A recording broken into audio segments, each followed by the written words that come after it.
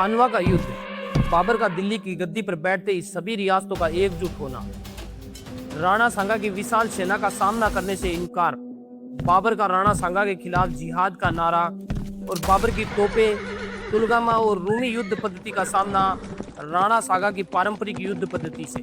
राणा सांगा का प्रभाव आगरा के निकट एक छोटी सी नदी पीलिया खार तक धीरे धीरे बढ़ रहा था। वो बाबर को भारत से खदेड़ने और कम से कम पंजाब तक सीमित रखने की तैयारियां शुरू कर चुके थे। उनका साथ दे रहे थे लोधी, अफगान, राजपूत और हसन खान मेवाती। लोधी उनका साथ इसीलिए दे रहे थे ताकि अगर वो जीत जाते हैं तो उन्हें शायद दिल्ली की गद्दी वापस मिल सकती है। राणा सांगा की सेना ने बाबर की प्रसिद्धि और बयाना जैसी भारी छावनियों पर जबरदस्त प्रहार किया और उन्हें जीत लिया। इससे बाबर की सेना का मनोबल गिर गया। अपने सेना में दोबारा साहस भरते हुए बाबर ने राणा सांगा के खिलाफ जिहाद का नारा दिया, अपने राज्य में शराब की खरीद पोस्ट पर रोक लगा दी और मुसलमानों पर से सीमा कर हटा दिया।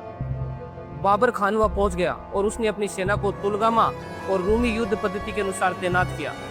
तुलगामा युद्ध पद्धति के अनुसार उसने अपनी सेना को 3 भागों में विभाजित किया और रूमी युद्ध पद्धति के अनुसार उसने बैलगाड़ियों की उसने एक ऐसी कतार बनाई जिसपे तोपची अपनी तोपें रखकर गोले दाग सके। 1527 में जबरदस्त संघर्ष हुआ जिसमें राणा सांगा के 2 लाख से अधिक सिपाही थे, जिसमें से 10,000 अफगान घुड़सवार और इतने ही हसन खान मेवाती के सिपाही थे। राणा सांगा की सेना ने बाबर की दाहिनी सेना पर जबरदस्त प्रहार किया और उसे भेद दिया। लेकिन जब राणा सांगा की सेना बाबर की तोपों के सामने आई तो उसके काफी सैनिक मारे गए और उनकी सेना में भगदड़ मच गई। बाबर की सेना ने राणा सांगा की सेना को चारों तरफ से घेर लिया और अंत में राणा सांगा की पराजय हुई और बाबर की विजय हुई। इसके बाद बाबर ने चंदेली, धौलपुर और ग्वालियर जैसी किलों की श्रृंखला को जीतकर अपनी स्थिति को और भी मजबूत कर लिया। लेकिन अफगानों ने कभी भी बाबर की अधीनता स्वीकार नहीं की और बाबर के साथ उसकी लड़ाइयां चलती रहती थी। अंत में बाबर ने अफगानों के साथ समझौता कर लिया और वो आगरा लौट आया।